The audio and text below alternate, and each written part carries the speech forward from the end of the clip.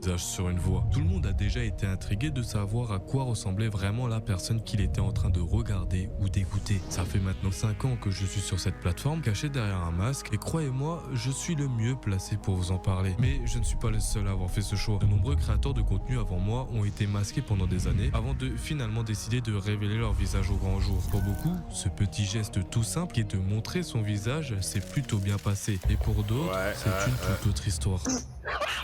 Oh les bâtards. Oh, c'est bien quoi? Vas-y, hein. Commençons par le pire, celui qui a littéralement traumatisé tout internet. Quoi, Pour ceux qui ne connaissent pas, Dream c'est plus de 30 millions d'abonnés sur YouTube, l'un des plus gros créateurs Minecraft au monde, masqué pendant des années avec son célèbre logo vert et blanc. Ce mec était une véritable légende. Pendant 8 ans, personne ne savait à quoi il ressemblait. Les gens étaient obsédés par son visage. Mais avant de vous parler de son face reveal, il faut que vous compreniez quelque chose. Dream arrivait déjà avec un lourd passif. Fin 2020, Dream explose tous les records de speedrun sur Minecraft 1.16. Ses runs sont tellement bons que ça paraît suspect. Les modérateurs de speedrun.com commencent à analyser ses streams et là, ils sortent un rapport de 29 pages, plein de graphiques, de statistiques, de calculs et de probabilités. Leur conclusion, les chances que Dream ait eu autant de chances sont de 1 sur 7,5 trillions. En gros, c'est statistiquement impossible. Dream nie violemment, il se défend comme un fou, engage un astrophysicien pour faire un contre-rapport, attaque les modérateurs publiquement, ses fans harcèlent tous ceux qui osent dire qu'il a triché. Le drama dure des mois, jusqu'en mai 2021, 6 mois plus tard, où Dream finit par avouer.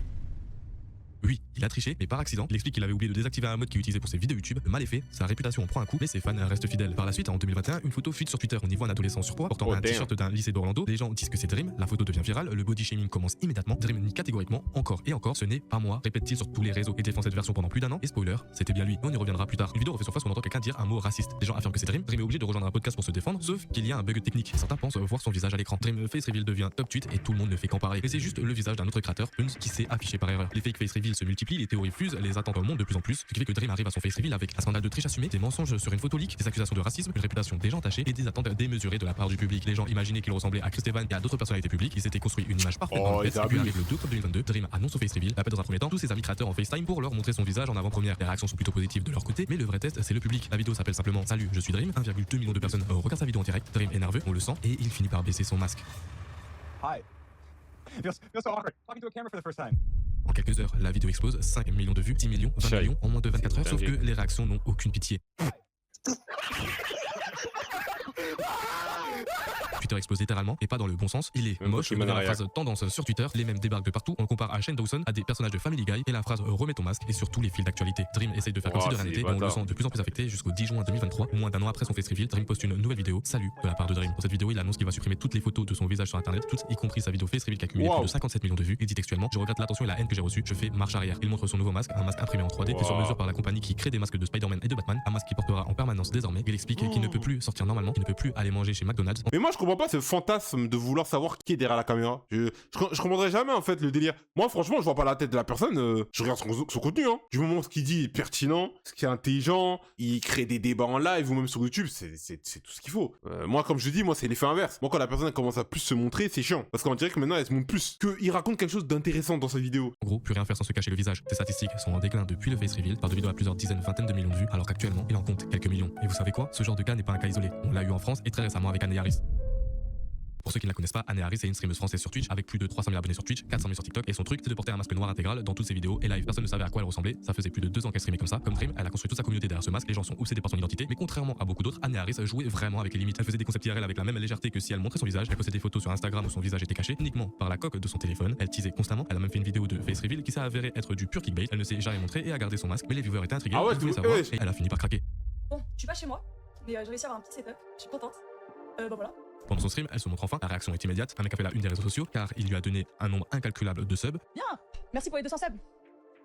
Du coup, Ça, voilà, comme on a dit les gars la dernière fois, j'ai pas compris pourquoi vous l'avez mis dans la sauce. Les mecs, il a sub. Mais c'est pas de sa faute. Une meuf, elle se montre juste, elle reçoit des subs. Mais les gars, moi je suis désolé, hein, je vais être honnête avec vous. Hein.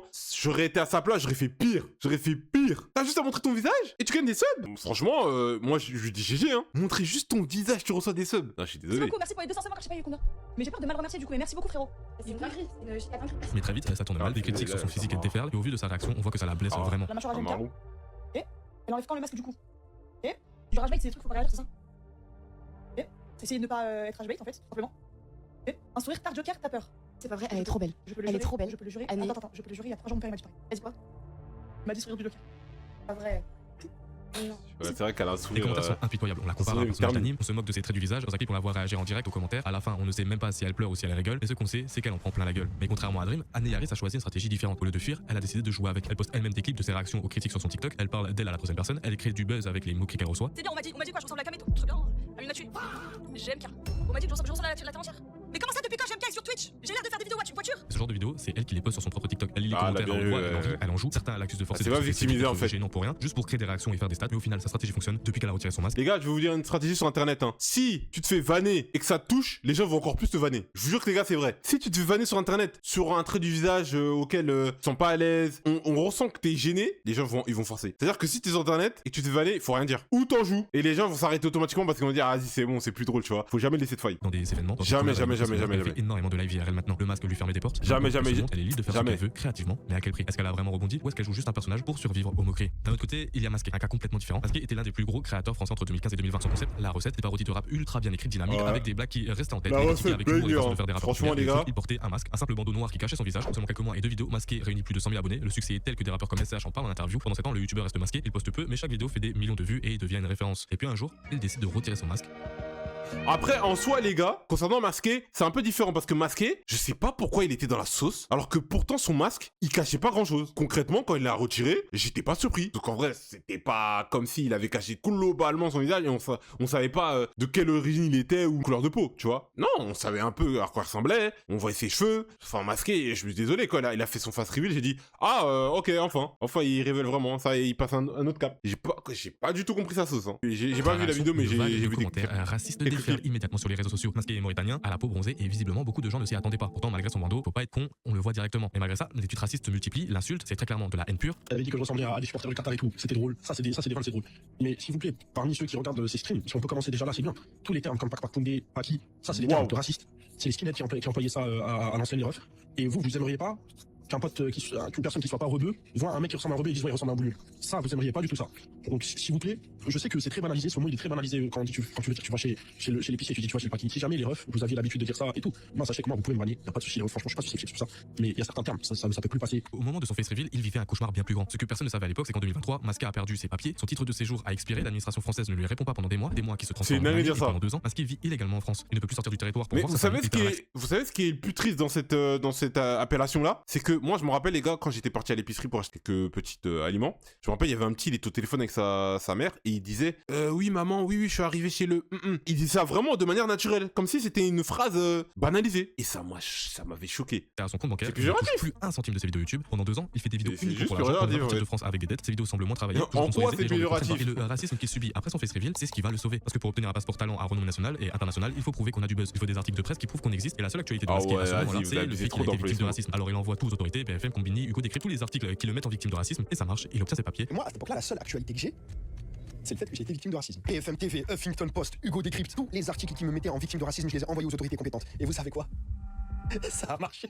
Le racisme m'a permis d'avoir mes papiers. C'est C'est inédit une dinguerie. dans l'histoire de Non, l'humanité. je regrette. Comment Masqué poste une vidéo où il raconte toute cette histoire et à la fin il lâche une bombe. La chaîne Masqué, Ah, telle qu'on la oui, connaît oui. depuis près de 10 ans, c'est terminé. Il ne quitte pas YouTube et il ne supprime rien. Et pour lui, le pseudo Masqué n'a plus aucun sens. Et vous voyez la différence. Dream s'est fait détruire et a dû remettre le masque. Beaucoup de personnes se sont moquées de Anne Harris et elle a dû transformer les insultes en contenu. Ah, Masqué ça, s'est fait c'est insulter de manière raciste et ça l'a paradoxalement sauvé. Mais le prix à payer, il a perdu l'intérêt du public. Parce que c'est ça le vrai drame de Masqué. Ce n'est pas tant le racisme, c'est qu'après avoir retiré son masque, après avoir expliqué son histoire, les gens s'en fichaient. Le mystère était parti, le personnage n'existait plus et sans le masque, Masqué n'était plus masqué. Aujourd'hui, il tente de reconstruire sa carrière sous un nouveau nom, mais l'audience n'est plus là. La magie s'est envolée. Parce qu'au final, ce qu'on retient de Masqué, ce n'est pas son visage, ce n'est pas son histoire tragique, c'est qu'il aurait peut-être dû garder son masque. Alors maintenant, vous vous demandez sûrement, et toi Foufa, qu'est-ce que tu vas faire? Ça fait 5 ans que je suis sur cette plateforme, 5 ans derrière un masque, 500 000 abonnés. J'ai vu ce qui est arrivé à Dream, j'ai vu ce qui est arrivé à Anne Harris et j'ai vu ce qui est arrivé à Masqué. Et j'ai surtout su prendre des notes de ce qu'il fallait faire et ne pas faire pour ne pas décevoir son public.